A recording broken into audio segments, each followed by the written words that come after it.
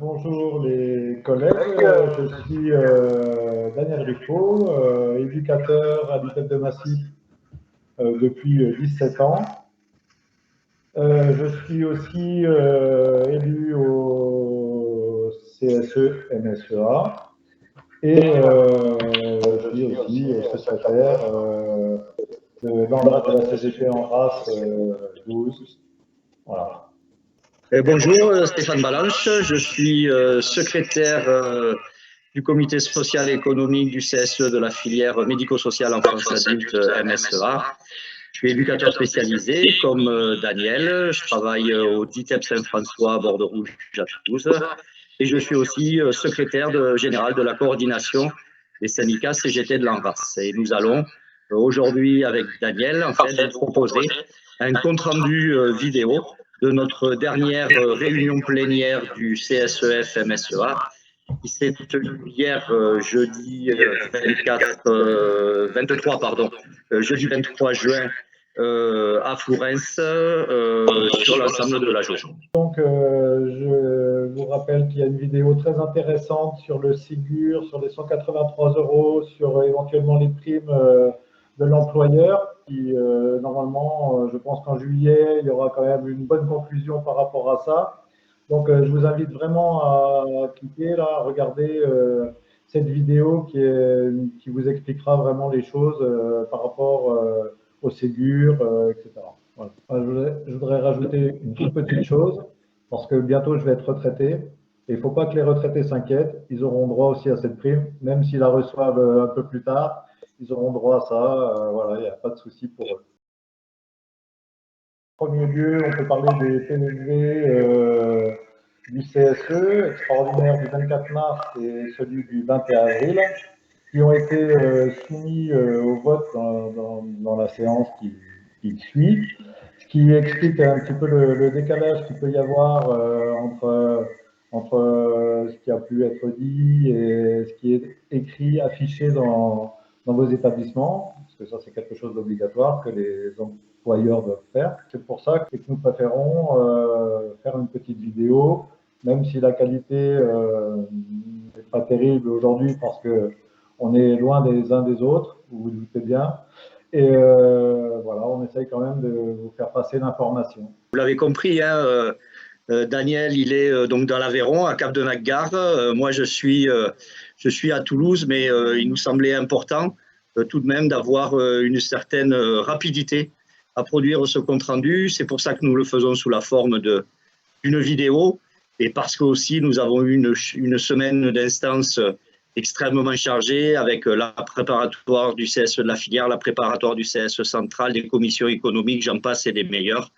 Mais voilà, nous sommes toujours prêts, toujours prompts à la CGT, à informer les salariés avec une rapidité la plus grande possible. Je voudrais revenir, Daniel, ensuite sur le deuxième point à l'ordre du jour, hein, qui était effectivement l'approbation du compte-rendu de la CSSCT, hein, commission santé, sécurité et conditions de travail du CSE de la filière MSEA. Et donc le CSE a voté à la majorité de ses membres, effectivement, la transformation de ce compte-rendu en procès-verbal de la CSSCT. C'était un procès-verbal important, puisque nous aurons l'occasion d'en reparler dans plusieurs jours.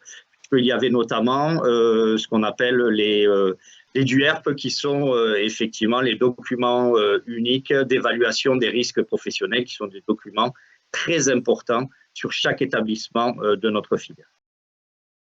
Le point 3, en fait, était un point sur une consultation obligatoire du CSE sur ce qu'on appelle les EPRD 2022. Alors, qu'est-ce que c'est les EPRD ?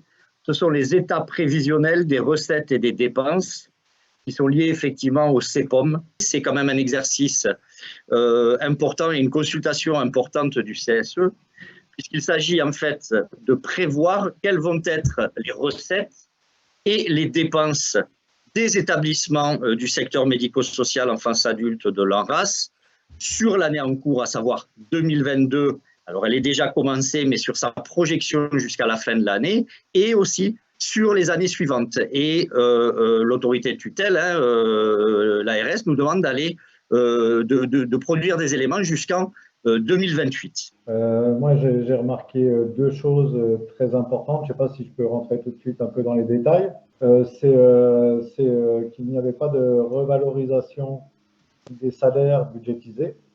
Donc voilà, ça peut voilà, poser des inquiétudes.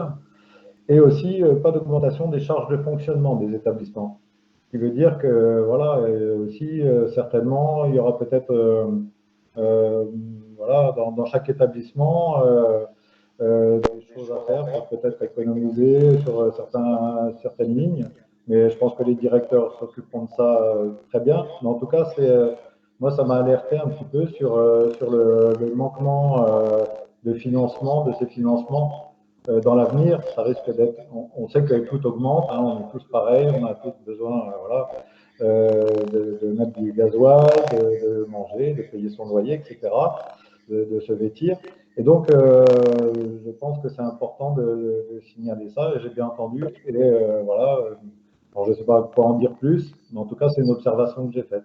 Et oui, oui, tout à fait, Daniel. Hein, je suis tout à fait d'accord avec toi. Hein, on s'est tous posé cette question, l'ensemble des élus du CSE, puisque nous avons appris en séance que ce qu'on appelle le taux de reconduction, je vais vous expliquer un peu plus tard ce que c'est, en fait, serait de 0,46%. Ben, c'est quoi un taux de reconduction? En fait, un taux de reconduction, c'est d'une année sur l'autre, en fait, l'ARS, coaché par l'État, hein, bien sûr, puisque ce n'est pas l'ARS qui donne l'argent, hein, les sous que nous avons, nous, dans nos établissements du secteur médico-social, ce sont nos sous, puisque ce sont les sous de nos cotisations sociales, puisque nous sommes financés par la sécurité sociale. Donc, ce taux de reconduction, en fait, il est de 0,46%. Ça veut dire que l'année dernière, quand on avait 100 €, et bien cette année, on va nous donner 100 € et 46 centimes. Donc, vous imaginez bien que c'est 46 centimes que nous allons avoir en plus. Bien entendu, nous en sommes déjà à 4-5% prévisionnel d'augmentation de l'inflation. Comme disait Daniel, l'électricité dans nos établissements pour faire les transports des jeunes que nous accueillons, le gasoil, etc., etc. Donc, alors que l'année dernière, et ça nous l'avons dit en séance, nous étions à 0,68, nous avions déjà dit que cela nous semblait très inférieur à ce qui nous était nécessaire. Cette année, avec l'inflation qui monte en flèche depuis le début de l'année, nous ne sommes qu'à un taux de reconduction de 0,46%. Cela nous fait dire que nous sommes très inquiets pour les mois et les années à venir si les choses restent en l'état. Il y avait un point aussi, hein, Daniel, nous l'avons entendu tous les deux et l'ensemble des élus aussi, c'est qu'effectivement, sur la question du Ségur, eh bien, ce Ségur et le Lafourcade n'a pas été intégré dans cet état prévisionnel des recettes et des dépenses. Ce qui fait que nous avons travaillé en fait avec un document, on va dire virtuel, un document totalement virtuel puisque nous n'avions pas, enfin l'ANRAS n'avait pas, à l'époque du travail que nous avons fait il y a une dizaine de jours, n'avait pas le taux de reconduction, donc ils ont pris un taux de reconduction fictif. Cette question du Ségur qui n'a pas intégré, mais qui bien sûr va impacter l'état prévisionnel des recettes et des dépenses, puisqu'il va y avoir forcément des recettes supplémentaires, puisque l'ARS doit abonder les budgets pour payer les salariés. On espère d'ailleurs qu'ils le feront à hauteur de la réalité effectivement des besoins pour financer le Ségur sur les établissements. Voilà, donc nous n'avions pas tous ces éléments. L'employeur non plus, donc il nous a transmis un document qui pour nous est virtuel, même s'il est construit théoriquement correctement et vraiment nous saluons le travail des comptables dans les établissements et nous trouvons inadmissible que les comptables et les administratifs ne perçoivent pas le Ségur et en soient exclus. Et nous allons tout faire à la CGT pour qu'ils aient quand même quelque chose, bien entendu. Donc nous avons dit, nous en instance, peut-être tu peux le préciser Daniel, que nous demandions à l'employeur voilà, différer un petit peu les choses. Oui, donc suite à cette annonce et à ce que dit mon collègue et camarade Stéphane Malange, le PRD, dans l'état où on l'a eu, donc qui était quand même, oui, on l'a traité de fictif, mais je pense que c'est vraiment le mot qui convient, et je pense que les employeurs étaient aussi d'avis avec nous, notamment le comptable de l'association. Et donc, nous avons demandé à avoir une réunion extraordinaire du CSE qui se tiendra Début septembre. Début septembre, au début du prochain exercice, pour avoir des chiffres réels, pouvoir effectivement donner un avis convenable, parce que là, donner son avis sur quelque chose de fictif, c'est pas ça, on comprendrait. Donc voilà, on continue le travail. Je pense que ça fait partie vraiment des choses très intéressantes et quasiment primordiales, parce que c'est comment sera dépensé l'argent sur l'ensemble des établissements. Donc voilà, si on n'a pas des chiffres exacts, enfin voilà, ça risque d'être très compliqué. Donc je pense que c'est très important qu'on reporte ça. Et donc nous avons décidé d'écrire une motion par rapport à ce sujet. Et voilà. Donc voilà, on demande des chiffres plus précis. Ça vient pas d'une mauvaise volonté de l'employeur, ça vient plutôt du système politique, ARS, etc. Voilà, les financements ne suivent pas. Donc voilà, comment on peut faire avec ça. Voilà. Donc on demande des précisions. Et comme le dit Daniel, hein, vous verrez encore une fois dans la motion que vous trouverez, ci-dessous. Effectivement, hein, nous n'hésitons pas, en parlant de l'État et de l'ARS, à parler d'amateurisme politique, parce que c'est réellement ça que nous, il nous semble, nous vivons, et donc par répercussion, que forcément vivent l'ensemble des salariés de l'ANRAS, mais aussi de l'ensemble du secteur sur le territoire national. Et ça dit aussi quelque chose, effectivement, de la prise en considération des usagers et des populations que nous accueillons au jour le jour au sein de nos établissements. Voilà, donc le PRD, c'est un exercice effectivement un peu complexe, hein, mais pour ça, eh bien, nous nous faisons accompagner par un cabinet d'experts. Alors, il s'avère que pour les CSE de l'ANRAS et son CSE central, il s'avère que ce cabinet d'experts, c'est le cabinet Syndex, hein, 31. Voilà, on tient vraiment à les remercier parce que dans des délais extrêmement contraints, ils ont fait quand même un travail d'analyse de qualité, ce qui a pu engendrer au sein même du CSE des échanges vifs entre les représentants de l'employeur et la direction administrative et financière et nos experts. Position dans laquelle cela nous a permis effectivement d'alimenter le débat et qui nous a permis à nous une meilleure compréhension aussi de l'état des finances de l'ANRAS. Sur le Naridel, nous avons eu également un nouvel RP qui est nommé. Donc, je trouve ça très intéressant qu'il y ait des nouvelles personnes qui arrivent. Voilà, bon, c'était suite à une démission. Voilà, c'est toujours triste d'avoir des démissions, mais c'est bien aussi d'avoir des nouvelles têtes avec des nouvelles idées, avec peut-être une nouvelle approche. Enfin, en tout cas, c'est très agréable de savoir qu'il y a des gens qui se mobilisent et qui sont prêts à faire ce travail auprès de leur institution, de leurs établissements. C'est vraiment intéressant que ça se passe comme ça. Effectivement, nous avons 2 désignations de représentants de proximité. Daniel en a parlé pour le DITEP Le Naridel.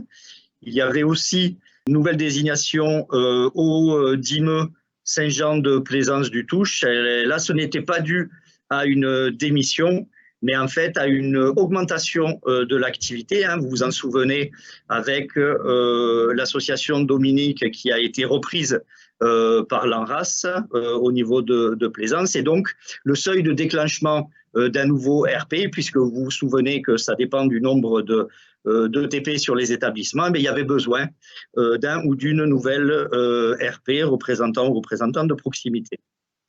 Voilà. Là encore, nous avons désigné une RP et nous souhaitons en tout cas tout le courage et je pense que ces nouveaux représentants de proximité, tant au Naridel que à Plaisance du Touche, voilà, vont investir leurs fonctions avec engagement et en tout cas, vous le savez, les liens entre les élus CSE et les représentants de proximité sont fondamentaux et nous allons maintenir cela avec nos nouveaux collègues élus. On leur souhaite donc la bienvenue. Le point suivant, c'était un point effectivement sur les situations d'inaptitude, puisque ouais. le CSE l'employeur a obligation de faire passer devant les CSE les situations d'inaptitude pour notamment que le CSE ait un regard et un avis, notamment sur la procédure de reclassement, puisque c'est quelque chose qui est fondamental que doit mettre en place l'employeur, c'est de tout tenter pour reclasser les salariés qui seraient, par exemple, en inaptitude sur leur poste, donc leur proposer un autre poste, soit au sein de l'association, soit même en dehors de l'association. Donc, nous, notre rôle, c'est de forcer effectivement les employeurs à faire ce boulot-là. Nous avons déjà passé, depuis le début du CSE en 2020, 7 inaptitudes. Nous, on trouve que c'est énorme, hein, on le dit souvent à la CGT, mais nos collègues ils ne partent plus à la retraite, hein, sauf Daniel qui est là, ici présent. Et d'ailleurs, je me permets de lui souhaiter une excellente retraite bien méritée. Oui, j'en reviens effectivement à la retraite. Nos collègues ne partent plus à la retraite. Ils s'en vont, ils démissionnent parce qu'ils trouvent qu'on n'est pas assez payé. Ils partent sur des inaptitudes. Et là, nous avions, tenez-vous bien les collègues, nous avions 4 inaptitudes dans un seul CSE à traiter.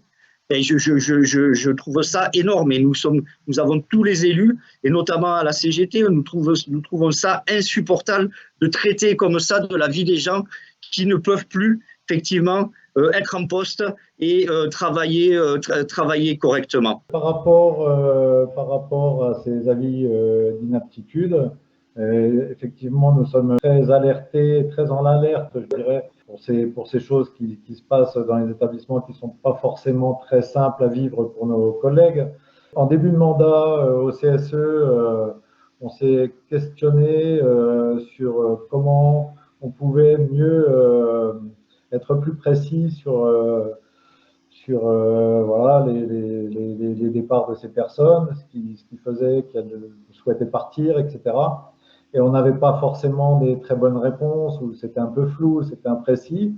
Et au fur et à mesure de nos exigences au niveau du CSE, on arrive à avoir maintenant des notes informatives qui sont données par l'employeur, qui sont de plus en plus précises et qui peuvent nous permettre de donner vraiment un avis plus précis sur ces inaptitudes.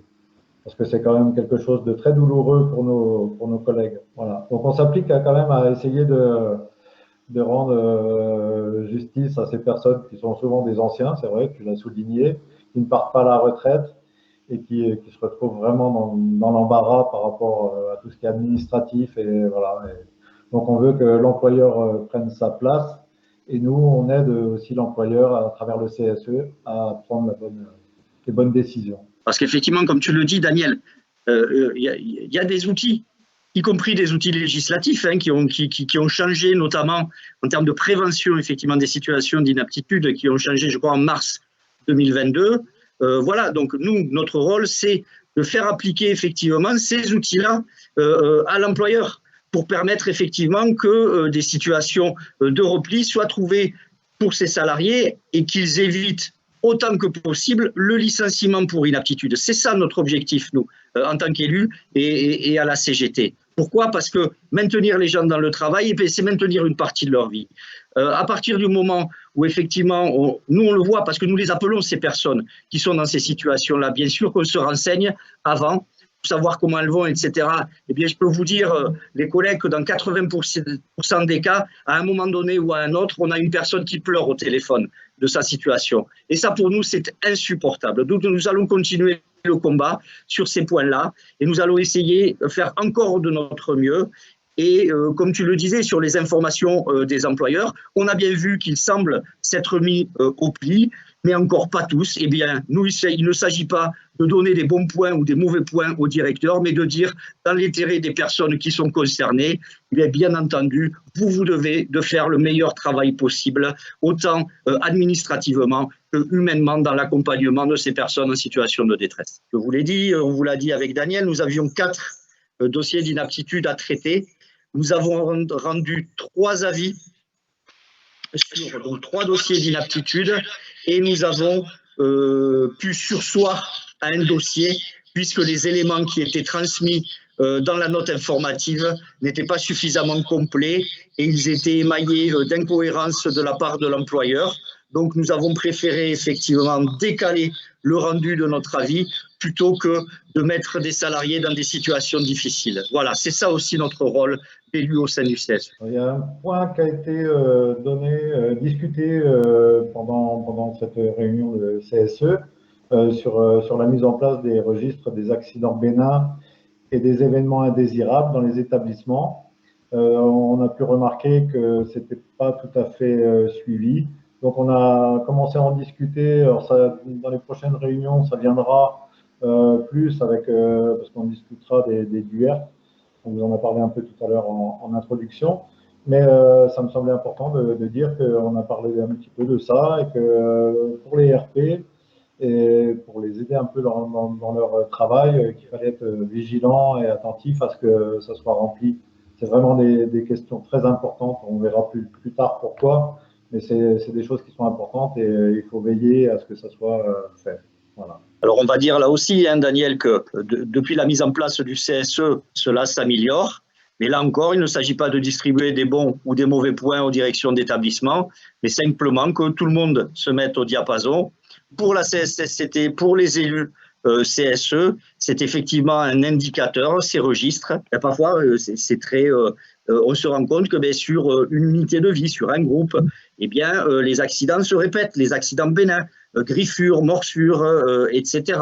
Eh bien, tout ça, c'est pas anodin.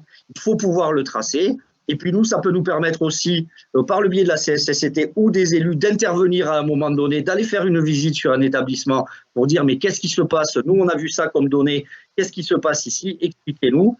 Et ensuite, pouvoir avoir des discussions avec l'employeur pour amener des mesures correctives qui vont permettre effectivement d'améliorer les conditions de travail des salariés. On n'est pas là. Donc, c'est très important de suivre ces registres des accidents bénins sur les établissements. Oui, je tiens à remercier, et le CSE remercie vivement les collègues du CSSCT, en particulier Valérie Icard, qui s'occupe vraiment de ces dossiers et qui est très performante et qui amène beaucoup de choses dans le règlement de ces inaptitudes. Pas que ça, mais je pense qu'elle est vraiment impliquée et c'est bien de le dire. Voilà. Donc, merci. Oui, tout à fait, Daniel. Et aussi les autres camarades de la CSSCT. Je pense à Karine Gaillard qui fait un énorme boulot sur la question notamment des enseignants dans d'autres filières. Je pense que d'ici quelques mois, on pourra développer des éléments en CSE. Et puis, bien entendu, aussi David Portola qui, sur la question des enquêtes TSA et aussi se déplace sur tous les établissements pour voir un peu dans ces unités qui sont extrêmement difficiles et pathogènes et à risque, j'ai envie de le dire comme ça, qu'est-ce qu'effectivement on pourrait préconiser à l'employeur pour qu'il puisse améliorer les conditions de travail des salariés qui bossent dans ces unités. Effectivement, nous pouvons, nous, en tant qu'élus CSE, nous appuyer vraiment sur un travail extrêmement solide et pertinent et argumenté et détaillé de cette commission santé, sécurité et conditions de travail.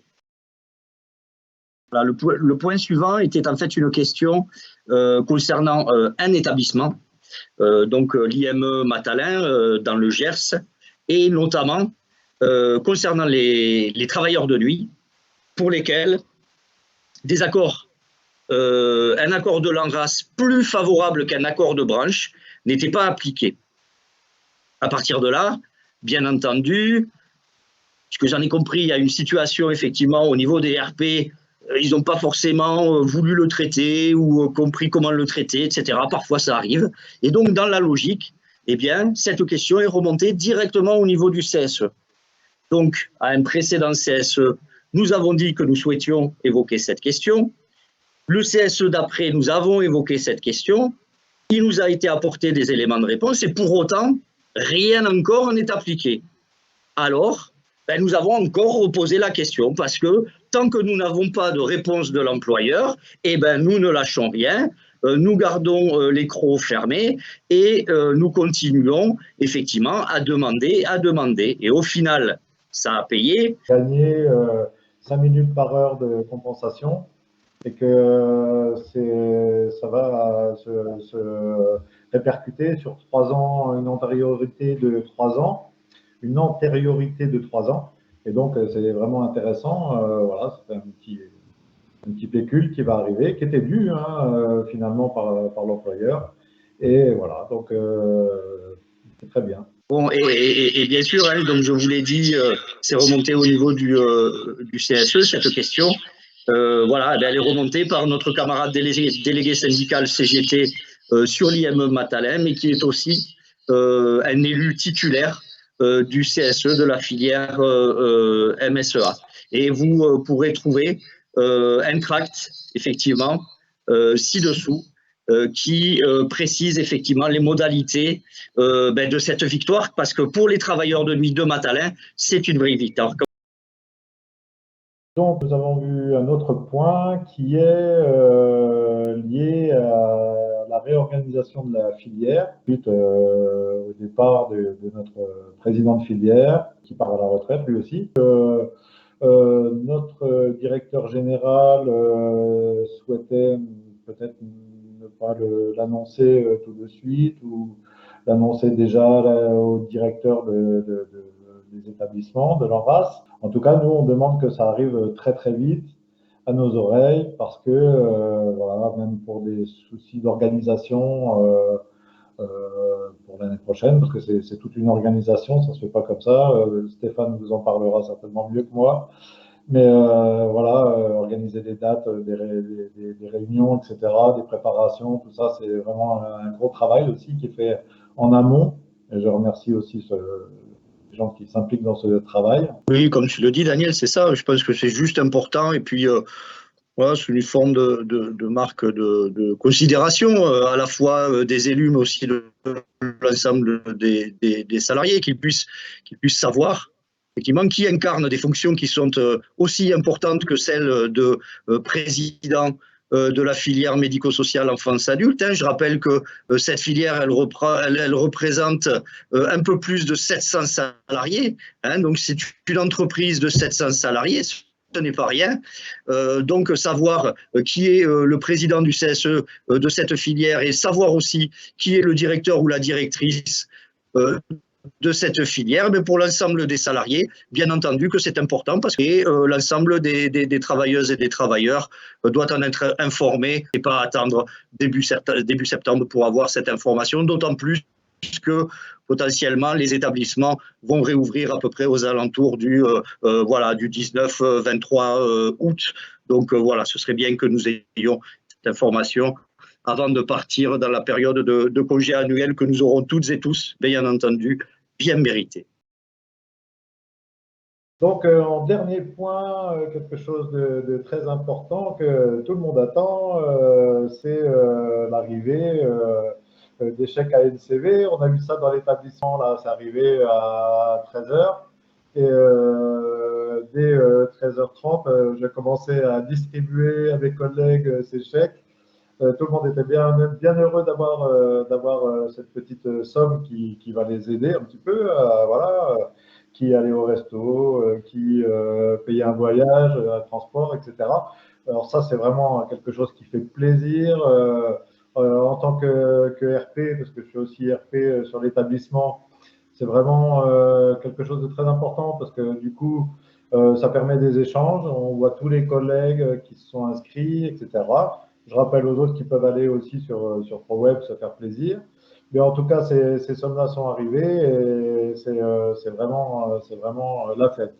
Et en parlant de fête, donc je ne sais pas si vous, dans vos établissements, vous faites ce genre de choses, mais les ASC aussi contribuent à ce qu'il y ait des rencontres du personnel, et nous on organise ça sur l'ITEP de Massif. On fait vraiment une jolie fête avant l'été, avant de partir en congé, et c'est vraiment quelque chose d'extraordinaire. Je vous le conseille vraiment.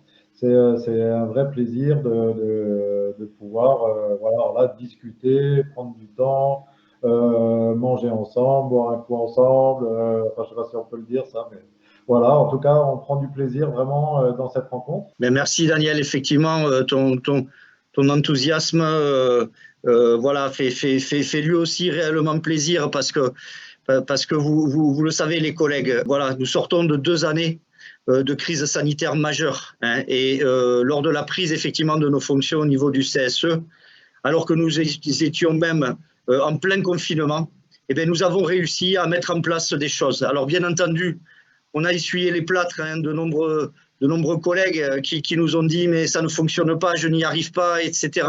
Et je crois que nous avons toujours essayé d'être présents pour chacune et chacun d'entre vous qui rencontraient des difficultés par rapport à ce site, etc. Je pense que les RP ont fait un gros travail aussi d'accompagnement des salariés qui en avaient besoin. Et on voit que cette année, eh bien voilà, les choses commencent, on va dire, à vraiment bien fonctionner. Preuve en est ton enthousiasme, Daniel, que je retrouve effectivement au niveau des représentantes et des représentants de proximité sur d'autres établissements. Voilà, sur les événements festifs, bien entendu, là aussi, pendant 2 années, nous avons été privés de ces événements que nous pouvions passer ensemble entre collègues entre collègues de travail pour partager autre chose, effectivement, que parfois le marasme dans lequel nous nous trouvons quand nous exerçons nos métiers, pour ces moments conviviaux et fraternels et festifs, bien entendu, et ça aussi, ça se développe de plus en plus sur les établissements.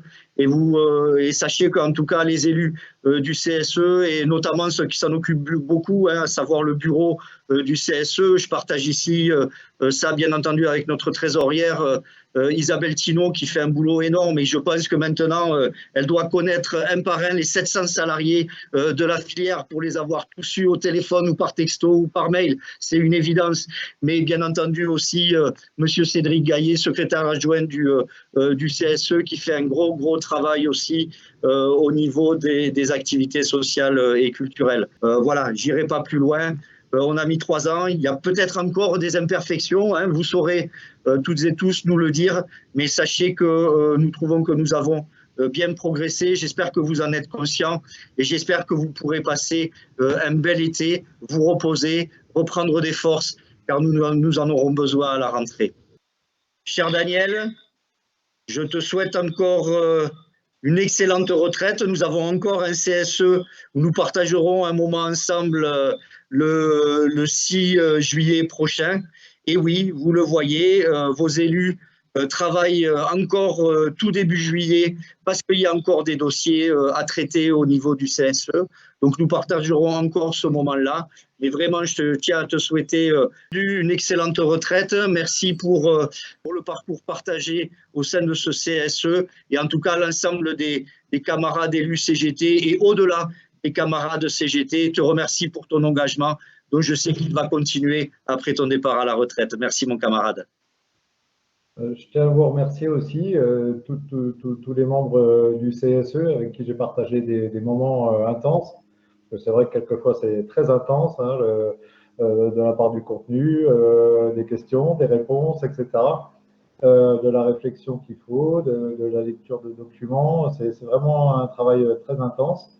Et je trouve que c'est quelque chose aussi d'enrichissant parce qu'on se retrouve face à une organisation qui est l'association en race, et ça nous décale un petit peu, ça nous fait voir un peu le monde par un prisme différent, enfin ce monde associatif par un prisme différent. Et je trouve que c'est quelque chose d'assez génial à vivre. Et surtout que voilà, il y a vraiment des gens très performants qui étaient tout autour de moi.